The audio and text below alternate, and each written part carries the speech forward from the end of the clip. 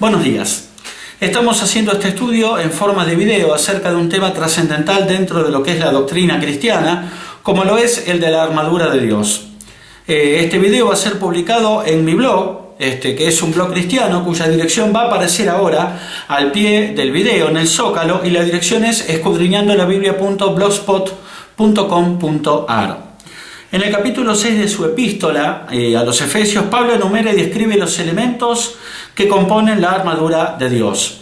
Pablo escribe en Efesios 6:13 al 17 lo siguiente.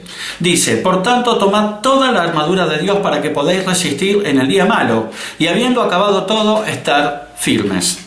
Estad pues firmes, ceñidos vuestros lomos con la verdad, y vestidos con la coraza de justicia, y calzados los pies con el apresto del Evangelio de la paz. Sobre todo tomad el escudo de la fe, con que podáis apagar todos los dardos de fuego del maligno, y tomad el yelmo de la salvación y la espada del Espíritu, que es la palabra de Dios.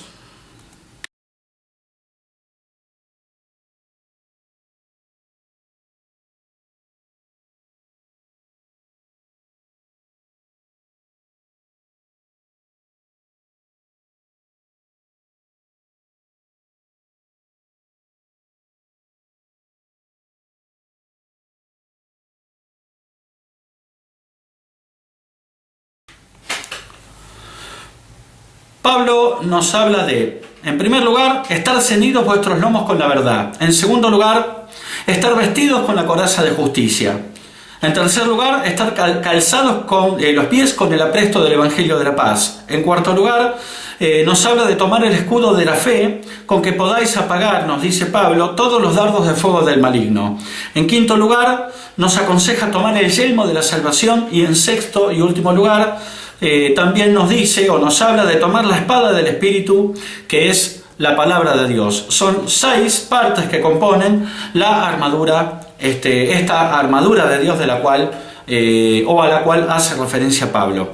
En Efesios 6:12, es decir, un versículo anterior al primero que citamos, Pablo nos escribe: porque no tenemos lucha contra sangre y carne, sino contra principados, contra potestades, contra gobernadores de las tinieblas de este siglo, contra huestes espirituales de maldad en las regiones celestes.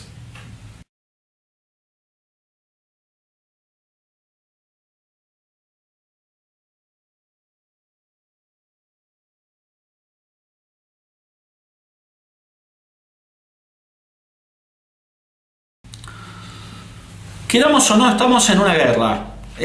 Pablo habla de una lucha, y esa lucha, dice Pablo, no es contra carne y sangre, es decir, contra alguien humano que podamos ver y tocar, como nosotros, sino que esa lucha es, Pablo nos dice, contra principados, contra potestades, contra gobernadores de las tinieblas de este siglo, y por último contra huestes espirituales de maldad en las regiones celestes. Nuestros verdaderos enemigos son demonios, espíritus inmundos, entidades espirituales de maldad. La guerra entonces es espiritual, es decir, se lleva a cabo en la esfera espiritual. Y para luchar en esta guerra espiritual contra enemigos espirituales se necesita una armadura también espiritual, que es a la que hace referencia Pablo. Pablo reafirma todo esto que estamos diciendo cuando nos escribe en su segunda epístola a los Corintios, capítulo 10, versículos 4 al 5, lo siguiente.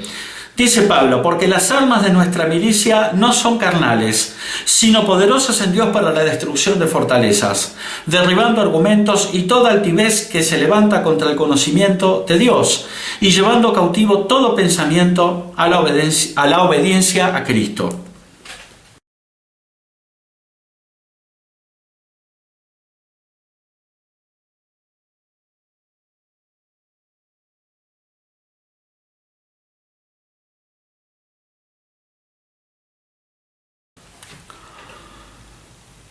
Una fortaleza es un lugar inexpugnable donde se atrinchera el enemigo y donde resulta muy difícil entrar.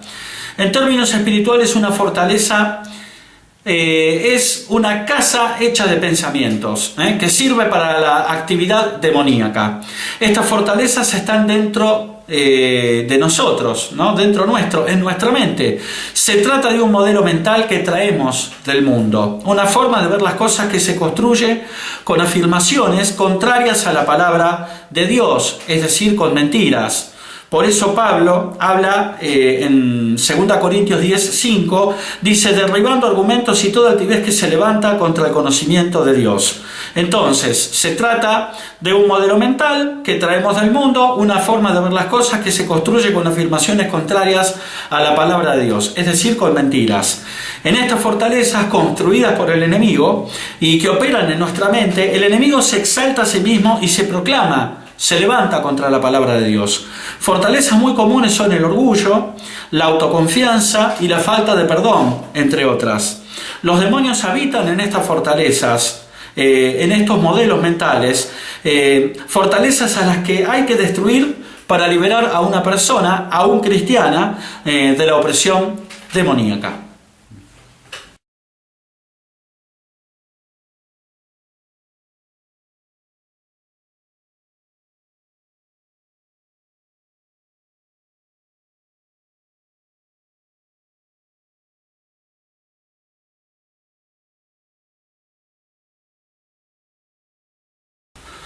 Pablo comienza hablándonos de estar ceñidos nuestros lomos con la verdad.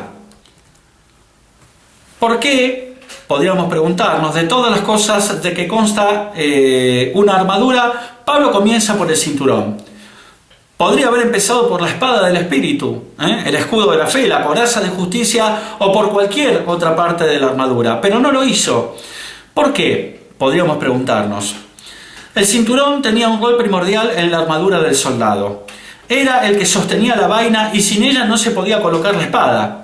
Es imposible imaginar a un soldado listo y preparado para la guerra, pero sin su cinturón y por lo tanto sin su arma que va dentro de la vaina, que a su vez estaba colgando del cinturón. Del cinturón colgaban además trozos de cuero para proteger la parte inferior del cuerpo. La palabra ceñir significa asegurar. El cinturón ciñe, asegura todas las otras piezas de nuestra armadura. Pablo dice, ceñidos vuestros lomos con la verdad. La verdad entonces debiera adherirse a nosotros como el cinturón que se adhiere al cuerpo. Esto es lo que quiere decir Pablo cuando nos dice ceñidos vuestros lomos con la verdad. La verdad debiera adherirse a nosotros, ceñirse como el cinturón se adhiere al cuerpo.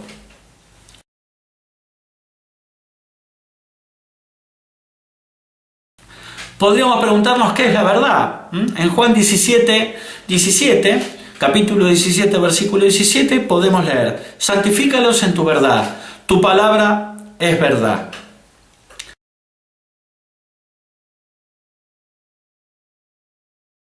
Jesús orando al Padre da una clara y correcta definición de lo que es la verdad, es la palabra de Dios.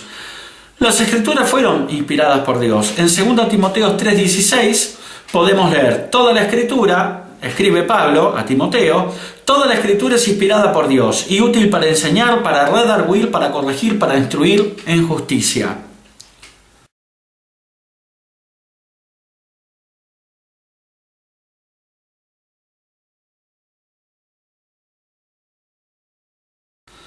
La expresión griega traducida como inspirada por Dios literalmente significa que tiene el aliento de Dios.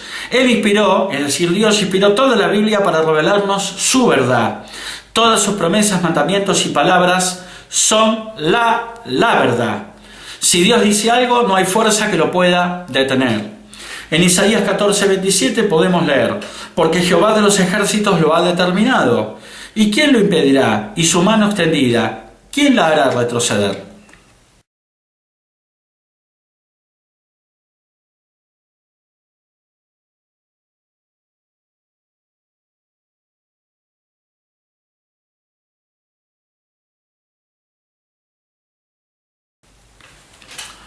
¿Qué tiene que ver la verdad con el cinturón? En 1 Tesalonicenses 5:21, Pablo nos recomienda, examinadlo todo, retened lo bueno.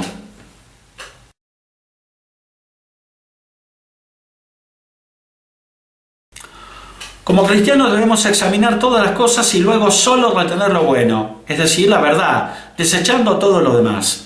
En Hechos 17, capítulo 17, versículo 11, podemos leer: y estos eran más nobles que los que estaban en Tesalónica, pues recibieron la palabra con toda solicitud, escudriñando cada día las Escrituras para ver si estas cosas eran así.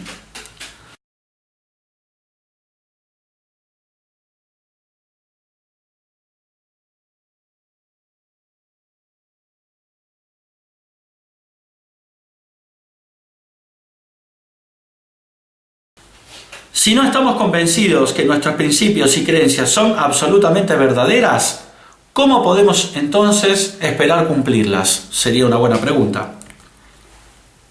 En Promedios capítulo 3, versículo 3 al 4, podemos leer: nunca se aparten de ti la misericordia y la verdad, átalas a tu cuello, nos escribe Salomón. Escríbelas en la tabla de tu corazón, y hallarás gracia y buena opinión ante los ojos de Dios y de los hombres.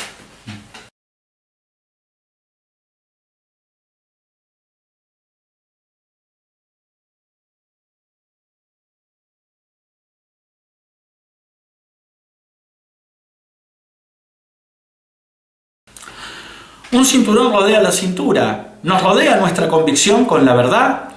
Como afirma el anterior pasaje de Proverbios, la verdad debe estar a nuestro alrededor y escrita en nuestros corazones, es decir, nuestra convicción debe ser total. El cinturón usado en el uniforme romano, como hemos aprendido, proporcionaba un lugar para colocar la espada de un soldado. Nuestra espada, la espada del espíritu, necesita una vaina. La verdad es vital porque, como el cinturón del soldado romano, nos permite llevar la espada del espíritu y usarla efectivamente. ¿Qué otras lecciones podemos aprender de la analogía bíblica de tener nuestra cintura ceñida con un cinturón? En Lucas 12, 35 al 37 podemos leer: estén ceñidos vuestros lomos y vuestras lámparas encendidas, y vosotros sed semejantes a hombres que aguardan a que su Señor regrese de las bodas para que cuando llegue y llame le abran enseguida. Bienaventurados aquellos siervos a los cuales su Señor cuando venga halle velando. De cierto os digo que se ceñirá y hará que se sienten a la mesa y vendrá a servirles.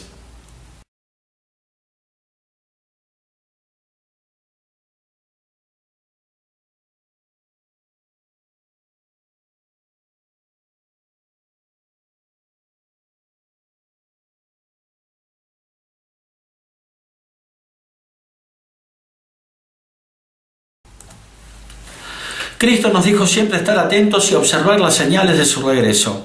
En 1 Pedro 1:13 podemos leer: por tanto, ceñid los lomos de vuestro entendimiento, sed sobrios y esperad por completo en la gracia que se os traerá cuando Jesucristo sea manifestado.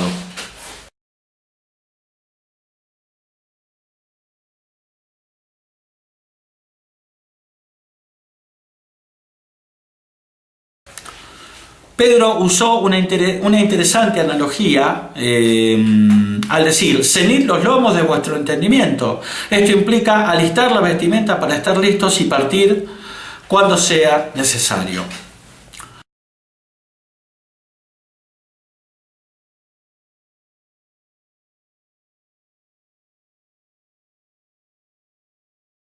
¿Cuáles son los peligros de no usar un cinturón? En Romanos 12:2 podemos leer: no os conforméis a este siglo, nos escribe Pablo, sino transformaos por medio de la renovación de vuestro entendimiento, para que comprobéis cuál sea la buena voluntad de Dios, agradable y perfecta.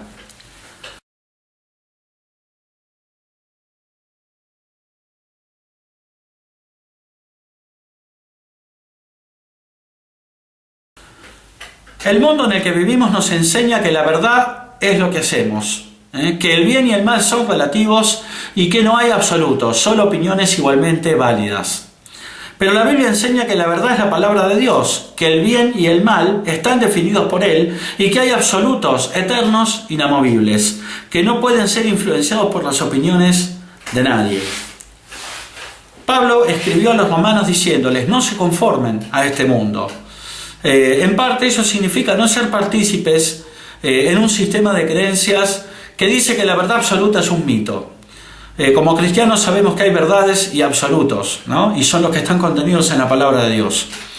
En 2 Timoteo 2:15, Pablo le escribe a Timoteo y le recomienda, procura con diligencia presentarte a Dios aprobado, como obrero que no tiene de qué avergonzarse, que usa bien la palabra de verdad.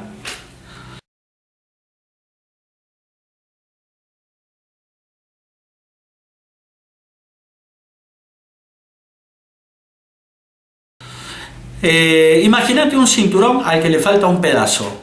No importa cuán pequeño sea el trozo que falte, el cinturón no sirve. Para poder cumplir cabalmente con su función debe ser de una sola pieza y estar completo. Tratar de vivir el camino de Dios sin creer totalmente en su validez es como tratar de sostener la espada en un cinturón que no está completo y es inútil.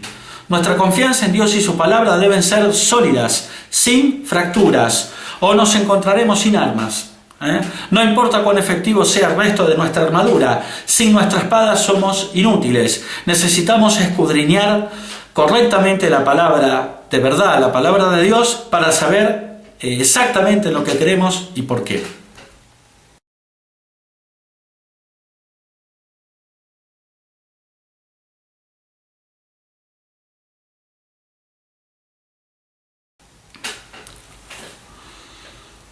Luego Pablo nos habla de estar vestidos con la coraza de justicia. La coraza era un elemento esencial en la armadura del soldado romano. Le proporcionaba protección al torso, la parte del cuerpo que contiene órganos vitales como el corazón y los pulmones, entre otros órganos. Un soldado sin coraza iba a la muerte segura, ya que cualquier ataque podía resultar fatal.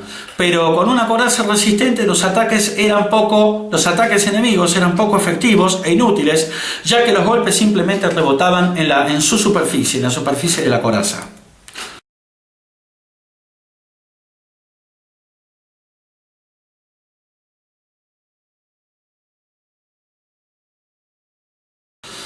¿Por qué se compara la justicia con un elemento protector como la coraza?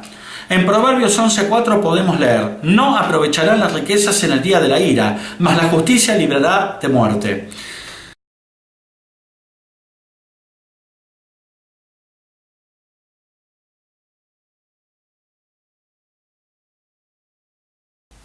Sin justicia nos exponemos a una muerte cierta. La justicia, equivalente a una coraza, contrarresta los letales ataques de nuestros enemigos.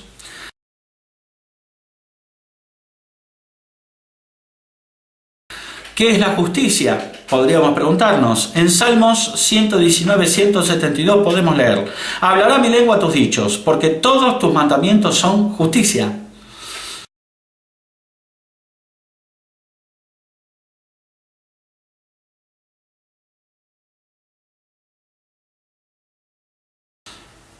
En 1 Juan 3:4 podemos leer: todo aquel que comete pecado infringe también la ley, pues el pecado es infracción de la ley.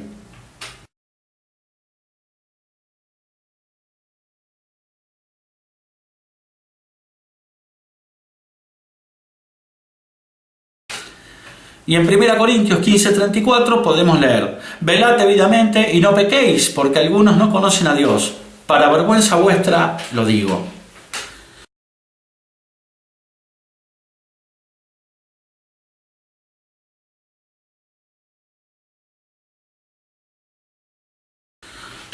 Ser justos es hacer lo correcto ante los ojos de Dios. Los mandamientos de Dios son justicia. Por el contrario, el quebrantamiento de la ley es pecado, y el pecado es lo opuesto a la justicia. Por lo tanto, ser justos es obedecer las leyes de amor de Dios.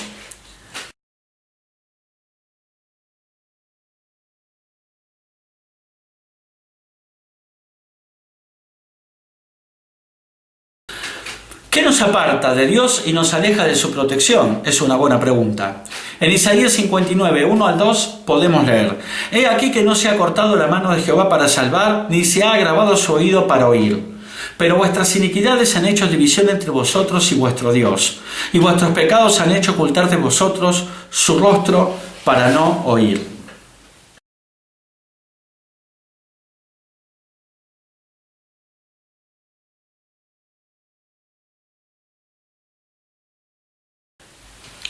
Las iniquidades y los pecados son acciones y pensamientos que van en contra de la ley de Dios. Debido a que están en conflicto con el camino de Dios y son dañinos para nosotros y para los demás, nuestro justo y perfecto Dios no se relaciona con aquellos que deciden tomar abiertamente el camino del pecado y la maldad. Quienes lo hacen se apartan de Dios y de su protección. Es interesante destacar que en este mismo capítulo, el 59, Isaías menciona también que Dios se viste de justicia como si fuese una coraza, ejemplo que inspiró a Pablo a usar esta analogía. Dicho sea de paso, Pablo era una persona que estaba muy influenciada por Isaías. De todos los libros del Antiguo Testamento, el libro de Isaías era el que más había influenciado e impactado a Pablo. En Isaías 59:17, Isaías nos escribe: pues de justicia se vistió como de una coraza, con yelmo de salvación en su cabeza. Acá aparece Isaías mencionando la coraza de justicia y el yelmo de la salvación. Tomó ropas de venganza por vestidura y se cubrió de celo, como de manto.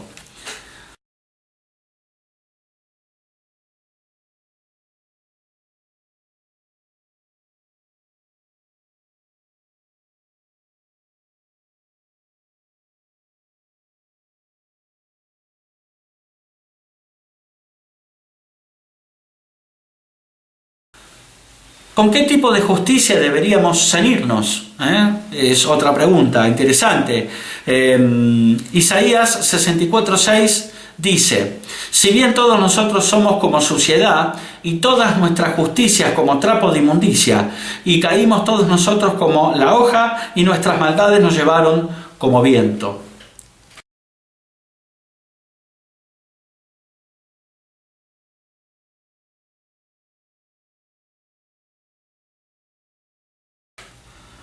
La justicia puede librarnos de la muerte, pero ¿de qué justicia estamos hablando? Isaías nos aclara que nuestra justicia individual es comparable a trapos de inmundicia. Y si lo que usted busca es protegerse a sí mismo de la muerte, esos trapos de inmundicia forman una coraza deplorable e inservible. En Jeremías 23:6 podemos leer: en sus días será salvo Judá, e Israel habitará confiado, y este será su nombre con el cual le llamarán Jehová, justicia nuestra.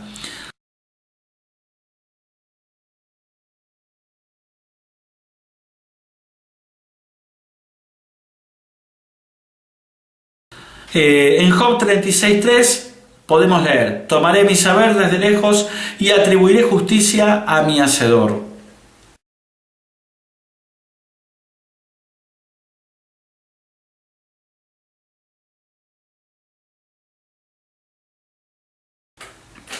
En Salmo 5:8 podemos también leer: guíame Jehová en tu justicia a causa de mis enemigos, endereza delante de mí tu camino.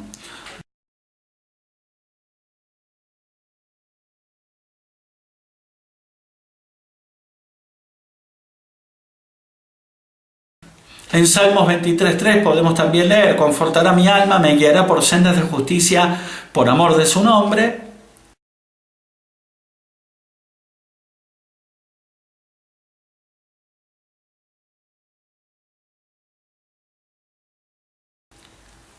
En Salmos 24:5 también podemos leer: él recibirá bendición de Jehová y justicia del Dios de salvación.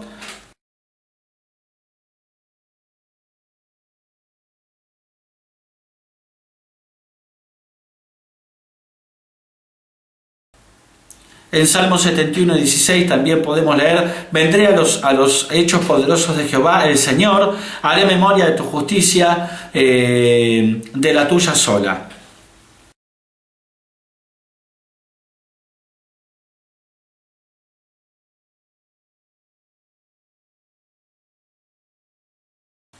Es la justicia de Dios, no la nuestra, la que debe servirnos como coraza y defensa contra Satanás. Entonces,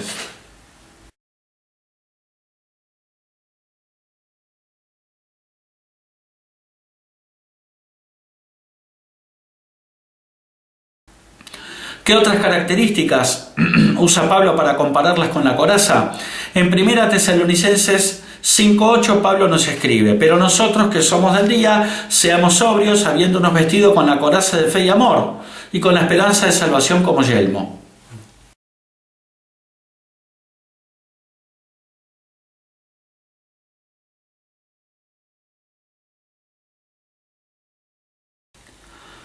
La fe y el amor también protegen nuestros corazones. Es interesante estudiar cómo la fe y el amor se relacionan con la justicia. La fe trabaja a través del amor, según Gálatas 5:6, y por su fe, la que mostró al obedecer la voluntad de Dios, Abraham fue contado como justo, según lo podemos ver en Romanos 4:3 y Génesis 26:5.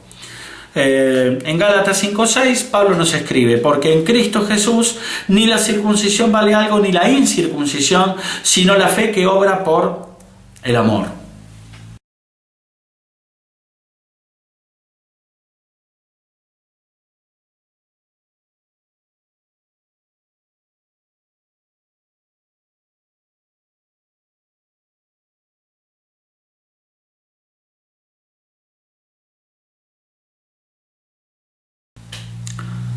¿Cómo se usa la coraza de justicia? Aunque parezca una afirmación general, la única manera de defendernos con la justicia divina es apegarnos a la letra y al espíritu de la ley de Dios. Una vez que nos hemos puesto la coraza de justicia, debemos asegurarnos de no quitárnosla. ¿Cómo? Al mantenernos cerca de Dios, obedeciendo sus mandamientos. Un día la guerra que estamos librando habrá terminado, y cuando así sea veremos el cumplimiento de aquello que se nos ha prometido. En Isaías 32:17 podemos leer: y el efecto de la justicia será paz, y la labor de la justicia reposo y seguridad para siempre.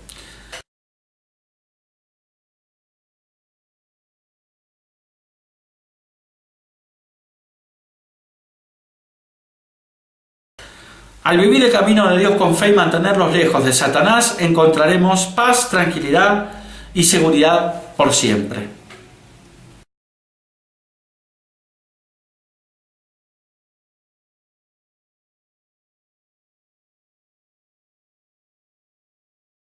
En tercer lugar, Pablo nos habla de estar calzados con el apresto del Evangelio de la paz. Al respecto podemos decir lo siguiente: los hermanos, según podemos leer en el libro de los Hechos, en capítulo 20, versículos 23, los hermanos se habían reunido para tratar de convencer a Pablo de que no viajara a Jerusalén. Sabían por las profecías lo que le depararía este viaje a Pablo. De hecho, el mismo Pablo dijo que no sabía qué esperar, salvo que el Espíritu Santo por todas las ciudades me da testimonio, dice Pablo, diciendo que me esperan prisiones y tribulaciones.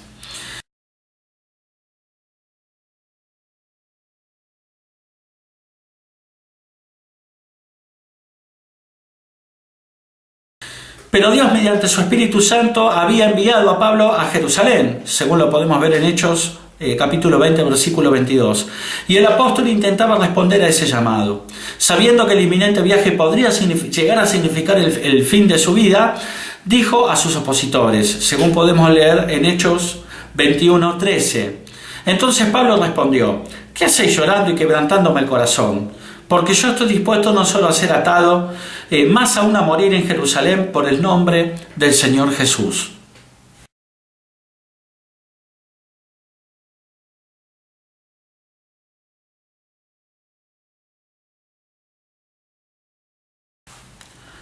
Su paso, el paso de Pablo, era firme y estaba dispuesto a llevar el Evangelio a donde fuera que Dios lo enviara.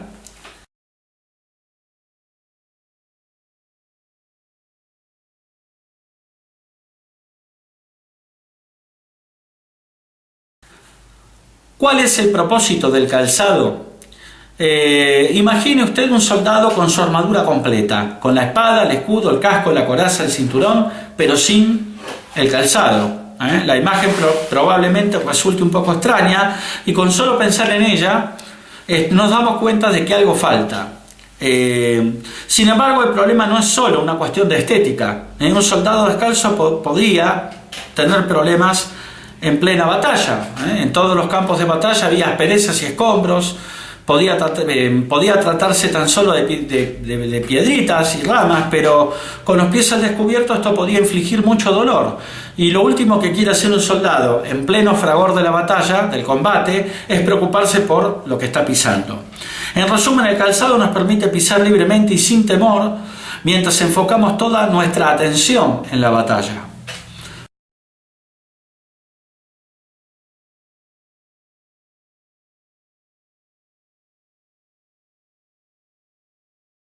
¿En qué se relaciona el Evangelio de la Paz con el calzado? En Romanos 10, 14 al 15 podemos leer: ¿Cómo pues invocarán a aquel en el cual no han creído?, se pregunta Pablo. ¿Y cómo creerán en aquel de quien no han oído? ¿Y cómo oirán sin haber quien les predique? ¿Y cómo predicarán si no fueran enviados?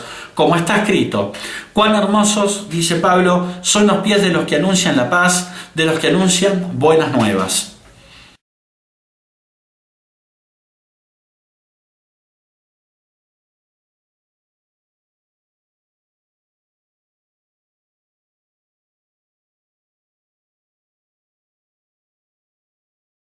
La Iglesia de Dios es enviada a proclamar las buenas noticias del reino de Dios, el que difundirá su camino de paz alrededor del mundo entero. Teniendo nuestro calzado puesto, estamos listos para desplazarnos, para propagar estas buenas nuevas a otros. En los días del apóstol Pablo, él caminó incontables kilómetros para entregar esas buenas noticias. Hoy en día el transporte y las comunicaciones han cambiado, pero debemos estar constantemente dispuestos a hacer nuestra parte para difundir estas buenas noticias, que son el Evangelio. El calzado del soldado romano con frecuencia tenía clavos o púas para un mejor agarre al suelo. Cuando permitimos que las buenas noticias prometidas por Dios nos sirvan de auténtico consuelo, no existe ninguna fuerza externa capaz de atribular nuestros corazones o darnos alguna razón para temer. En Lucas 10, 19 al 20 podemos leer: He aquí os doy potestad, dice Jesucristo, de hollar serpientes y escorpiones, y sobre toda fuerza del enemigo, y nada os dañará. Pero no os regocijéis de que los espíritus se os sujetan, sino regocijaos de que vuestros nombres están escritos en los cielos.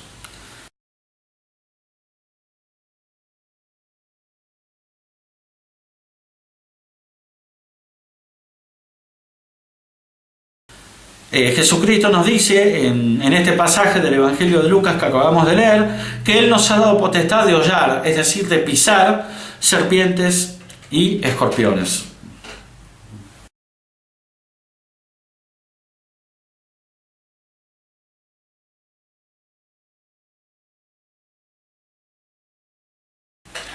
Continuando con la armadura de Dios, Pablo ahora nos recomienda y nos dice: tomad el escudo de la fe. En el capítulo 3 del libro de Daniel, la Biblia registra la historia del horno de fuego. Los tres jóvenes amigos de Daniel miraban fijamente el lugar donde serían echados para morir.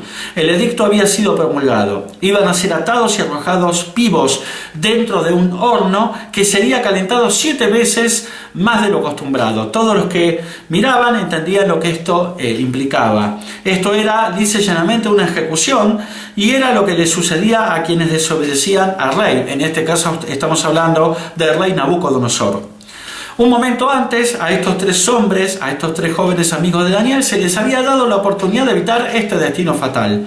Si hubiesen estado dispuestos a ceder tan solo un poquito, podrían haber salvado sus propias vidas, pero se habían rehusado a hacerlo. ¿Por qué? El rey, Nabucodonosor, había construido previamente una estatua de oro de 27 metros de altura y había decretado que varias veces al día todo habitante debía postrarse ante la estatua y adorarla cuando escucharan sones musicales. En toda la nación solo 3 personas tuvieron la osadía de no obedecer el decreto real, y por aquel acto de valor, Sadrac, Mesac y Abednego morirían, que son los 3 jóvenes amigos de Daniel. Cuando el rey Nabucodonosor se enteró de la insubordinación, reprendió a los rebeldes y les dio un ultimátum: adoren la estatua o serán echados en medio de un horno de fuego ardiendo. La respuesta a esta amenaza la encontramos en Daniel capítulo 3, versículos 16 al 18, donde podemos leer: Sadrac, Mesac y Abednego respondieron al rey Nabucodonosor diciendo: no es necesario que te respondamos sobre este asunto. He aquí nuestro Dios a quien servimos puede librarnos del horno de fuego ardiendo. Y de tu mano, oh rey, nos librará. Y si no, sepas, oh rey, que no serviremos a tus dioses, ni tampoco adoraremos la estatua que has levantado.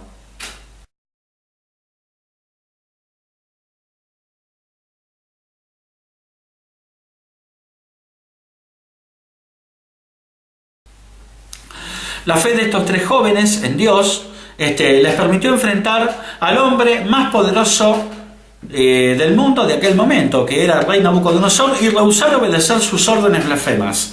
Entonces fueron lanzados dentro del horno y liberados milagrosamente por Dios. Sin embargo, tal vez lo más sorprendente de esta historia fue la inquebrantable dedicación a Dios de estos tres jóvenes frente a una suerte desconocida. Su fe era tan fuerte que estaban dispuestos incluso a dar su propia vida.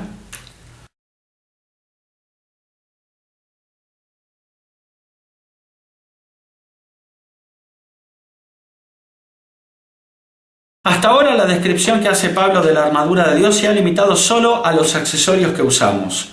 Nos colocamos el cinturón, la coraza y el calzado, y ellos se sostienen básicamente por sí mismos. El escudo es algo diferente. Pablo nos dice que el escudo es algo que nosotros debemos sostener y levantar.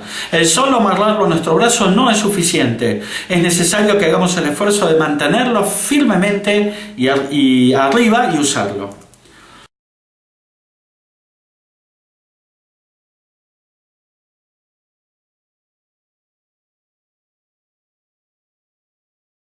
¿Cuál era la función del escudo en el ejército romano?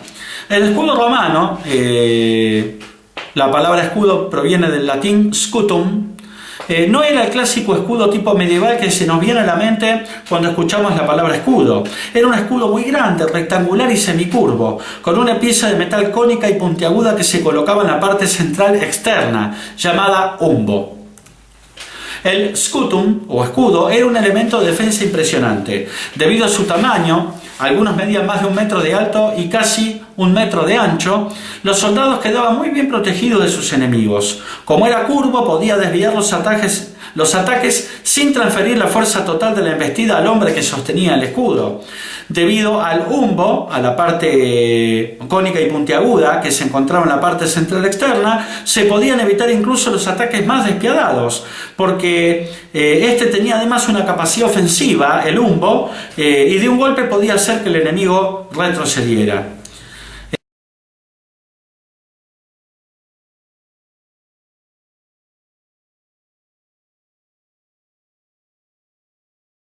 ¿Qué es la fe?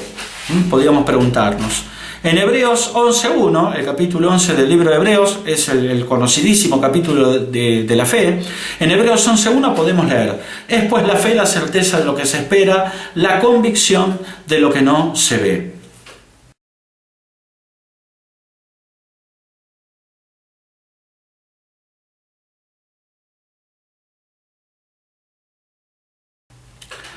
Si la fe es la certeza de lo que se espera, la convicción de lo que no se ve, entonces esto tiene implicancias o implicaciones de largo alcance.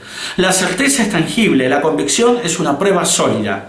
Por definición, la fe no es una emoción incierta, sin fundamento real. Esta es una verdad irrefutable. La verdad es real. Pablo escribe en Romanos 8, 24 al 25: porque en esperanza fuimos salvos, pero la esperanza que se ve no es esperanza, porque lo que alguno ve, ¿a qué esperarlo?, se pregunta Pablo. Pero si esperamos lo que no vemos, con paciencia lo aguardamos.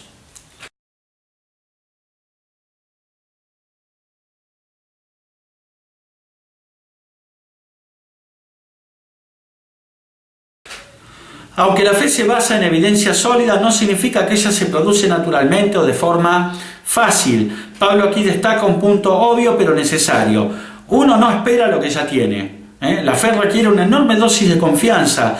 Debemos examinar la evidencia y ver que Dios ha demostrado que Él no cambia y es consistente, y después debemos creer firmemente que Él, o sea Dios, cumplirá las promesas, todas las promesas que nos ha hecho.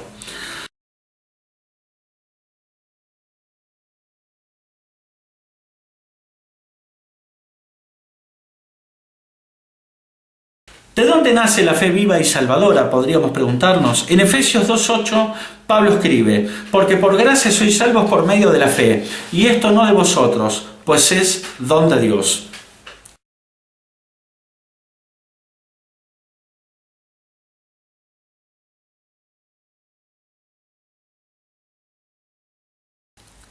Cuando Pablo dice que somos salvos por gracia, está diciendo que la gracia es la causa de la salvación, el porqué. Y cuando dice por medio de la fe, está diciendo que la fe es precisamente el medio, no la causa de la salvación. Que algo sea por gracia significa que es totalmente inmerecido, es decir, no hemos hecho absolutamente nada para merecerlo. Esto significa que somos salvos por gracia, porque Dios quiere, porque, como bien podemos leer en Juan 3:16, de tal manera amó Dios al mundo, que ha dado a su Hijo unigénito para que todo aquel que en él cree no se pierda, mas tenga vida eterna. La gracia es amor puro de Dios. Y la fe es un medio para aprovechar esa gracia, que es la verdadera causa de la salvación. Que la fe es un boleto de entrada a la gracia, la verdadera causa de la salvación, lo dice Pablo también claramente en Romanos 5:2. Ahí Pablo nos escribe: por quien también, se refiere a Jesucristo, por quien también tenemos entrada por la fe a esta gracia. Es decir, entramos a la gracia por la fe, en la cual estamos firmes, continúa diciendo Pablo, y nos gloriamos en la esperanza de la gloria de Dios.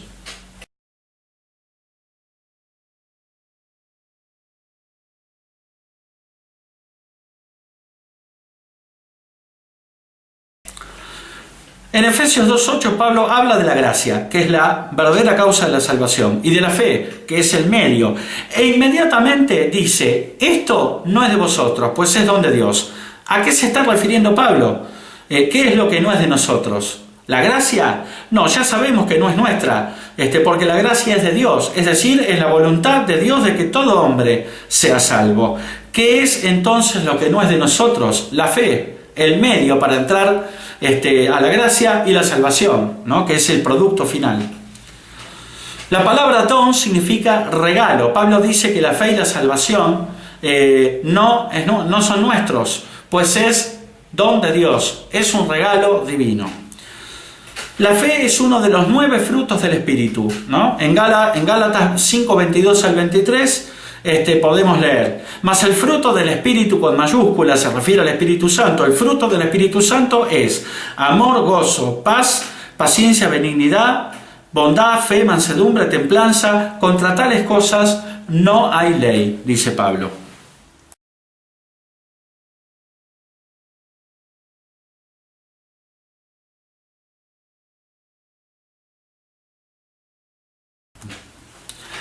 La fe es un fruto que aparece como consecuencia de que el Espíritu Santo mora en nosotros. En 1 Corintios 3:16 Pablo escribe: ¿no sabéis que sois templo de Dios y que el Espíritu de Dios mora en vosotros?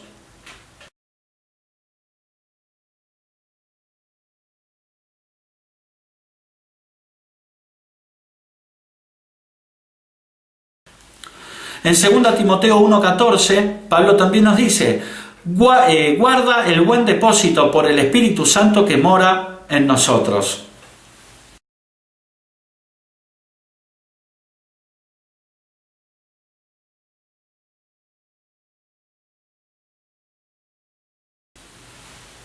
Y la fe, como cualquier fruto, aparece en el árbol, primero como algo pequeño e incipiente que va creciendo hasta que madura y está listo para ser usado, arrancado del árbol. A su vez, la fe se fortalece y crece a causa de la palabra de Dios. En Romanos 10:17 Pablo nos escribe: así que la fe es por el oír y el oír por la palabra de Dios.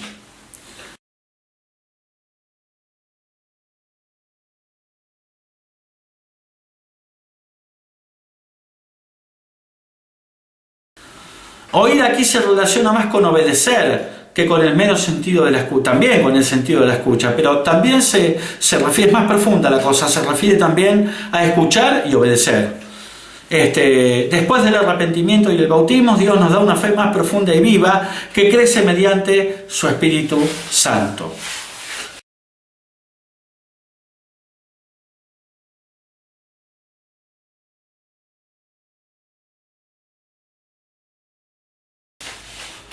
¿Por qué se asocia el escudo con la fe? Sería una buena pregunta. En Daniel 3, 17 al 18 podemos leer: He aquí nuestro Dios a quien servimos puede librarnos del horno de fuego ardiendo, le dicen los tres amigos de Daniel a Nabucodonosor, y de tu mano, oh rey, nos librará. Y si no sepas, oh rey, que no serviremos a tus dioses, ni tampoco adoraremos la estatua que has levantado.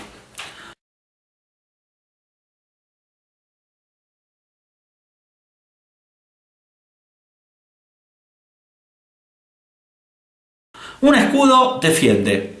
Mientras que un escudo nos protege físicamente, la fe puede salvaguardar nuestras vidas espirituales, incluso en medio de pruebas físicas. Cuando Satanás, valiéndose de Nabucodonosor, atacó los valores y creencias de Sadrach, Mesach y Abed-Nego, ellos por su fe fueron capaces de enfrentar firme e inquebrantablemente la situación que les tocó vivir. Ellos pensaron: Dios puede librarnos de este destino. No sabemos si lo hará o no, pero eso no es relevante. Él nos entregó sus mandamientos y los vamos a guardar sin importar las consecuencias. Sabemos que Él puede fácilmente salvarnos de la muerte si así lo desea. Pablo escribe en Efesios 6:16: sobre todo tomad el escudo de la fe, con que podáis apagar todos los dardos de fuego del maligno.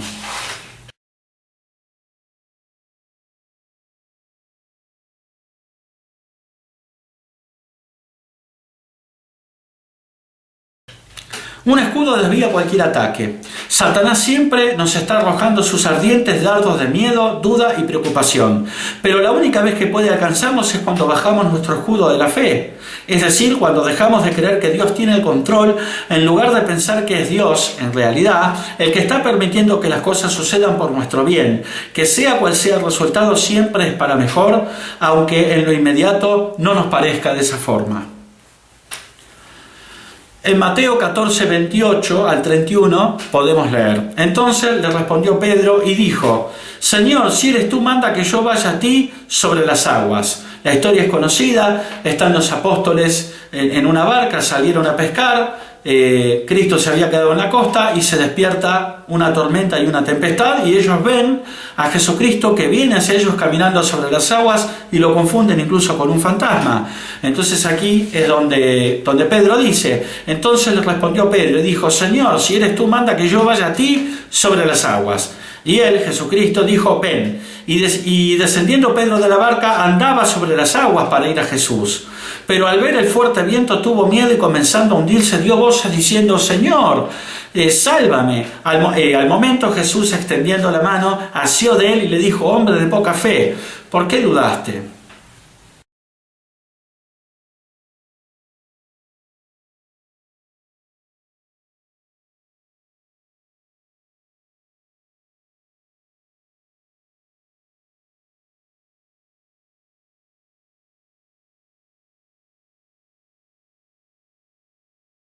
El escudo es la primera línea de defensa. Mientras el resto de nuestra armadura nos protege de los asaltos de Satanás, no es lo más adecuado para absorber cada golpe. Es decir, no podemos salir a batalla a bloquear todo con nuestra cabeza por más que tengamos el casco. Es el escudo lo primero que está ahí adelante de nosotros que nos defiende. Nuestra primera línea de defensa es el escudo de la fe en el caso de nuestra armadura espiritual.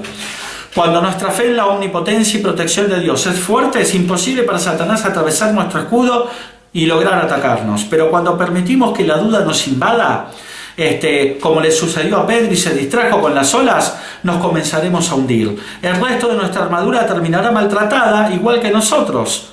No obstante, un escudo de fe sostenido fuerte y activamente evita esto y, por el contrario, inhibe la fatiga.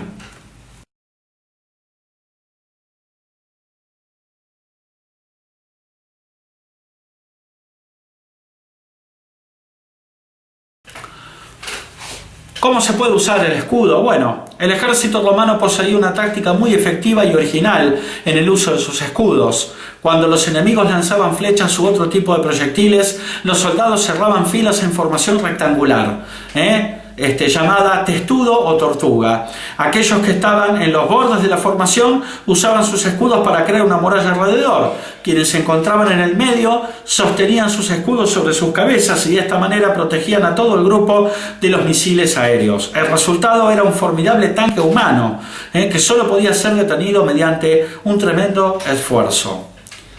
En Efesios 4:11 al 16 podemos leer: y él mismo constituyó a unos apóstoles, a otros profetas, a otros evangelistas, a otros pastores y maestros, a fin de perfeccionar a los santos para la obra del ministerio, para la edificación del cuerpo de Cristo, hasta que todos lleguemos a la unidad de la fe y del conocimiento del Hijo de Dios, a un varón perfecto a la medida de la estatura de la plenitud de Cristo, para que ya no seamos niños fluctuantes, llevados por doquiera de todo viento de doctrina, por estratagema de hombres que para engañar emplean con astucia las artimañas del error, sino que siguiendo la verdad en amor, crezcamos en todo aquel que es la cabeza, esto es Cristo, de quien todo el cuerpo bien concertado y unido entre sí por todas las coyunturas que se ayudan mutuamente, según la actividad propia de cada miembro, recibe su crecimiento para ir edificándose en amor.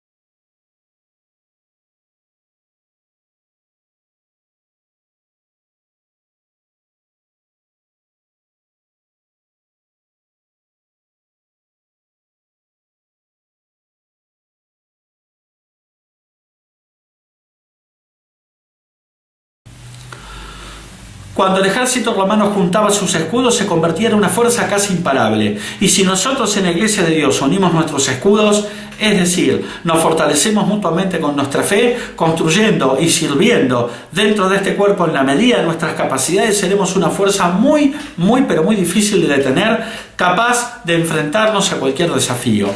Debemos recordar que cuando peleamos no es simplemente nuestra batalla, es la batalla de todos nuestros hermanos en la fe, de los que están en nuestro alrededor y en todo el mundo. Y si ganamos será porque pusimos nuestra fe en Dios y estuvimos juntos, hombro con hombro, manteniéndonos firmes y unidos por nuestra común salvación, por la fe que ha sido una vez dada a los santos, según podemos leer en Judas 1:3.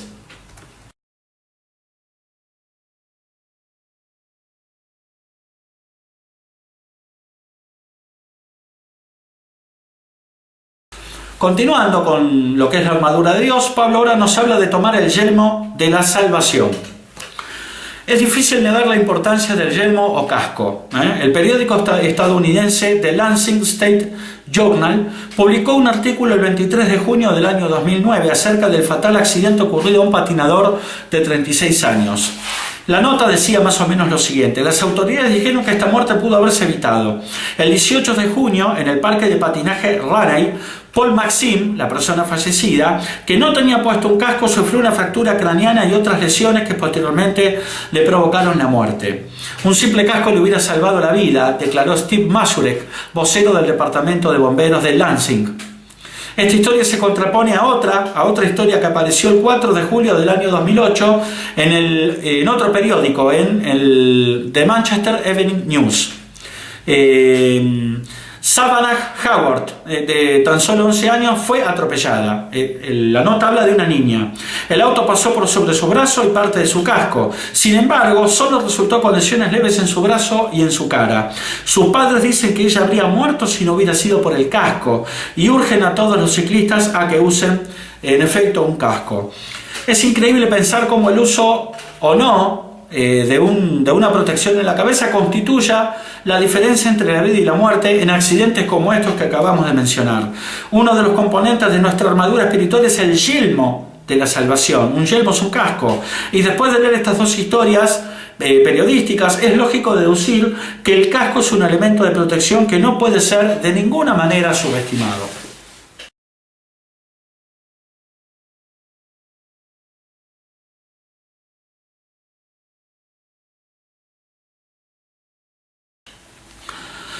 Tomando el yelmo, nos dice Pablo. Cuando Pablo escribió a los Efesios acerca del yelmo de la salvación, es posible que a más de alguno tal analogía le haya parecido bastante familiar. En el libro de Isaías, que ya lo hemos dicho, Isaías es una persona que influyó mucho en Pablo. El libro de Isaías, el rollo de Isaías de las antiguas escrituras, en el libro de Isaías se nos describe cómo Dios se vistió con la coraza de justicia y con el yelmo de la salvación. Estamos hablando del pasaje que está en Isaías 59, 17, donde podemos leer: pues de justicia se vistió como de una coraza, con yelmo de salvación en su cabeza. Tomó ropas de venganza por vestidura y se cubrió de celo como de manto.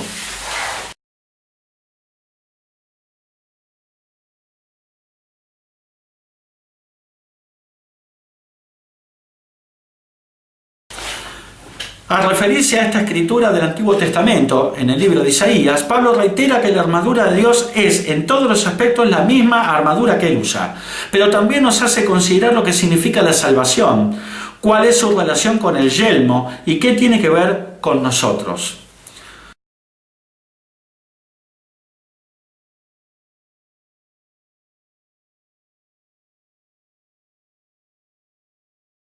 ¿Cómo se usaba el casco en el ejército romano? El yelmo romano, al igual que los cascos modernos, protegía la cabeza de los golpes. En el caso del yelmo romano, protegía a su usuario del enemigo. Cierta evidencia histórica sugiere que los romanos tenían yelmos ceremoniales especiales que se usaban en los desfiles e indicaban rangos y posiciones.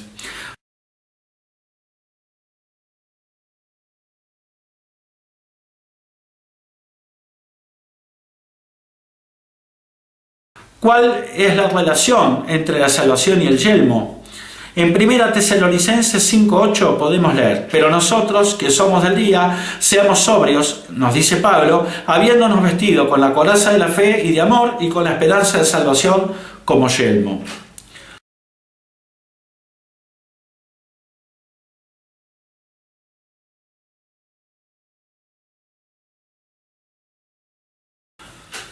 Podemos recibir gran consuelo y esperanza si nos enfocamos en el sacrificio que hizo Jesucristo por nosotros y en aquel reino que nos espera, la meta de nuestra salvación. Esta esperanza hace las veces de un yelmo, protegiendo nuestra mente del desaliento y la desesperanza que suele reinar en este mundo. En 1 Pedro 5:8-9 podemos leer: sed sobrios y velad, nos dice Pedro, porque vuestro adversario el diablo como león rugiente anda alrededor buscando a quien devorar, al cual resistid firmes en la fe, sabiendo que los mismos padecimientos se van cumpliendo en vuestros hermanos en todo el mundo.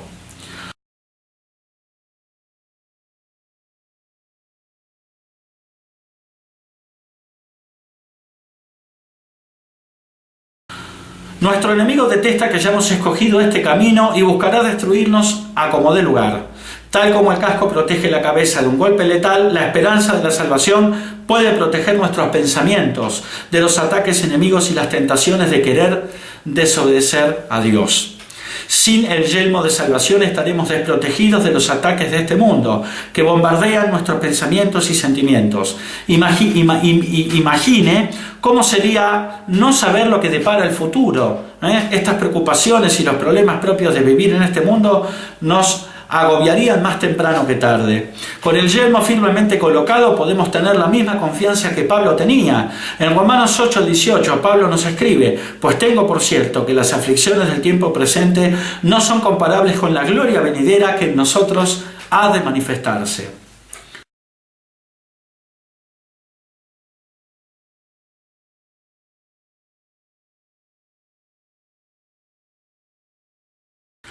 Entendemos que no importa lo que nos pase ahora, ni las pruebas que enfrentemos, porque tenemos la certeza de que al final del camino nos espera el reino de Dios y toda una eternidad bajo su gobierno perfecto.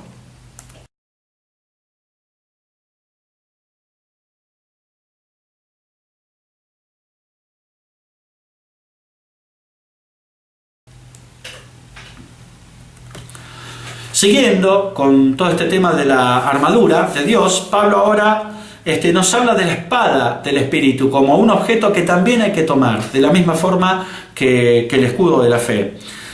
La espada es el único elemento mencionado por Pablo que sirve para atacar. De hecho, si todo el resto de nuestra armadura se encuentra en perfectas condiciones, pero no tenemos espada, nos convertimos simplemente en un blanco móvil más o menos bien protegido. Aunque el resto de la armadura es vital, la espada es lo único que nos permite atacar y cumplir con nuestra misión.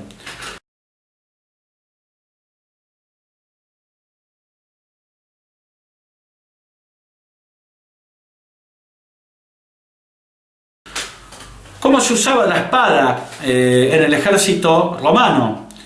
La espada romana, llamada gladius en latín, llegó a ser conocida como la espada que conquistó el mundo. Adaptada de un diseño español, sus características en el combate cuerpo a cuerpo la convirtieron en un arma muy temida en la mano de un hábil soldado romano. Su hoja de doble filo causaba estragos entre los enemigos desprotegidos y su punta cónica podía atravesar incluso armaduras de metal.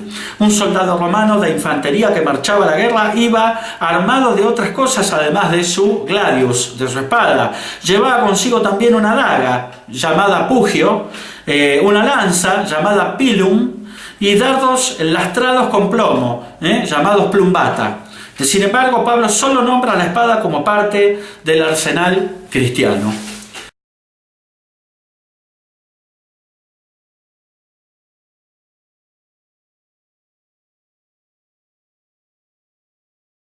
¿Qué es la palabra de Dios? Bien, en Salmos 119-105 podemos leer: lámpara es a mis pies tu palabra y lumbrera a mi camino, dice el salmista, el rey David.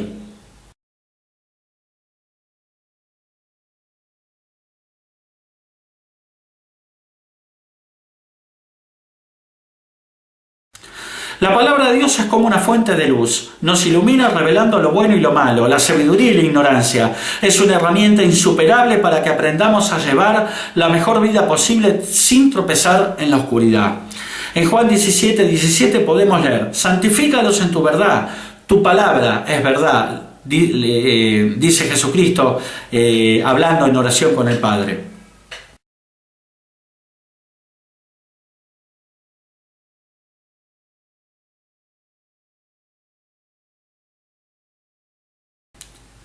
La palabra de Dios es la verdad pura y simple. Podemos tener plena confianza en el hecho de que su palabra es precisa, verdadera y perfecta. Si la seguimos, nos guiará sin equivocaciones por las sendas que necesitamos recorrer.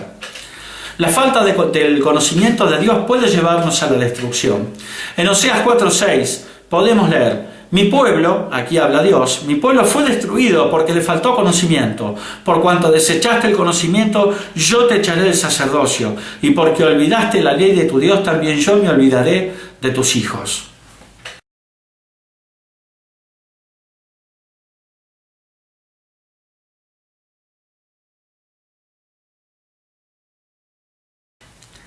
Pero si escuchamos y guardamos su palabra, seremos bendecidos. En Lucas 11:28 podemos leer: y él dijo, antes bienaventurados los que oyen la palabra de Dios y la guardan.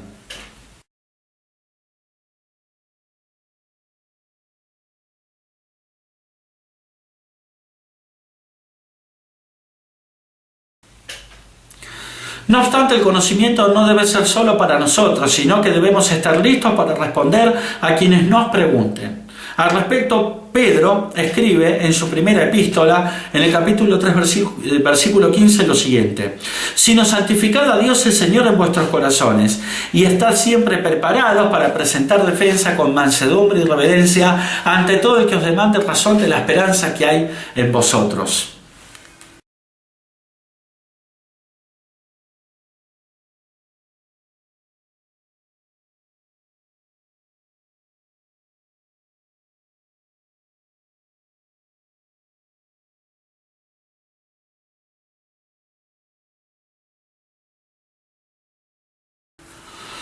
¿Por qué una espada? ¿Por qué la palabra de Dios es equiparada a una espada? En Hebreos 4:12 podemos leer: porque la palabra de Dios es viva y eficaz y más cortante que toda espada de dos filos, y penetra hasta partir el alma y el espíritu, las coyunturas y los tuétanos, y discierne los pensamientos y las intenciones del corazón.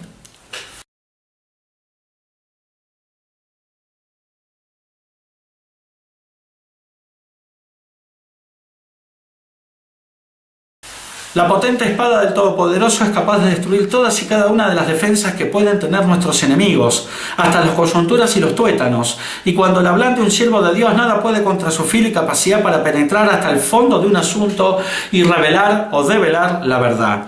Como soldados del ejército de Dios tenemos la responsabilidad y el deber de usar su palabra para discernir la verdad y luego ponerla en práctica.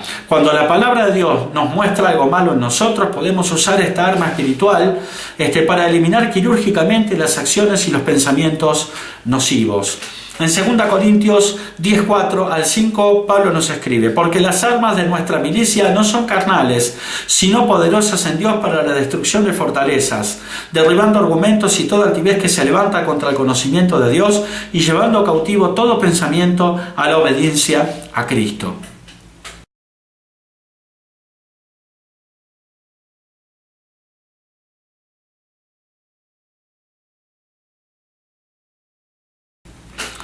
A diferencia de las otras partes de la armadura de Dios, cuyo propósito es exclusivamente defensivo, la espada está especialmente diseñada para cumplir una función ofensiva y defensiva a la vez.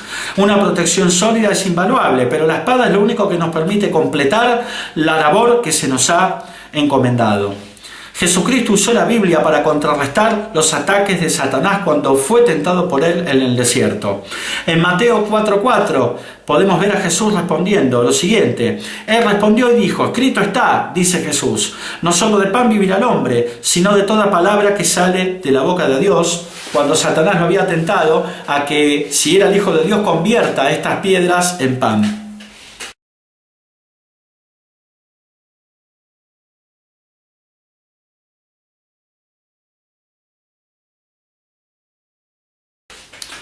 En Mateo 4:7 Jesús vuelve a responderle al diablo. Dice: Jesús le dijo: escrito está también, no tentarás al Señor tu Dios.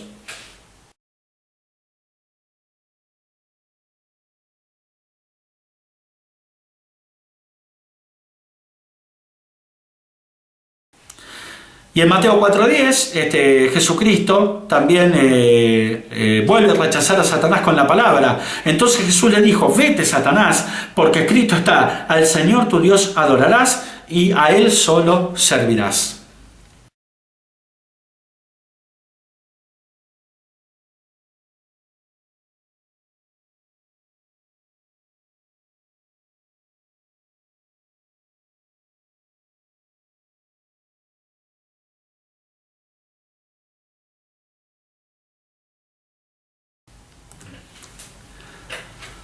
El combate es cuerpo a cuerpo. En Hechos 14:22 podemos leer: confirmando los ánimos de los discípulos, exhortándoles a que permaneciesen en la fe, diciéndoles: es necesario que a través de muchas tribulaciones entremos en el reino de Dios.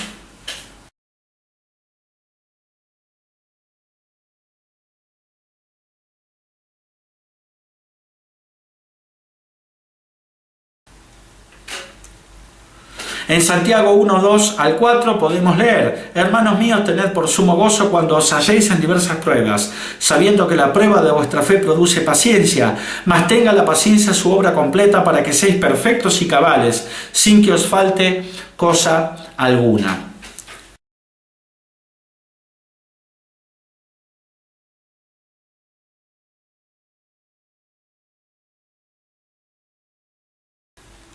Cuando los romanos atacaban a sus enemigos a distancia, se valían en parte de jabalinas y dardos. Pero como soldados cristianos, Dios no nos da esta opción. Si peleáramos nuestras batallas a distancia, nunca experimentaríamos una prueba verdadera. Si nos detenemos a pensar, nos daremos cuenta de que sin pruebas no hay crecimiento, y sin crecimiento no podremos entrar en el reino de Dios. Por lo tanto, aunque las pruebas sean difíciles, son esenciales en nuestra vida como cristianos. Después de todo, promesas como las de Apocalipsis 2:7, que dice: al que venciere le daré de comer o a comer del árbol de la vida, el cual está en el medio del paraíso. Este tipo de promesas solo son dadas al que venciere, y ya sabemos que no hay vencedor si no hay una lucha previa. Pablo nombra solamente un arma porque es la única que necesitamos. No existe ningún enemigo que la palabra y el Espíritu de Dios no puedan destruir.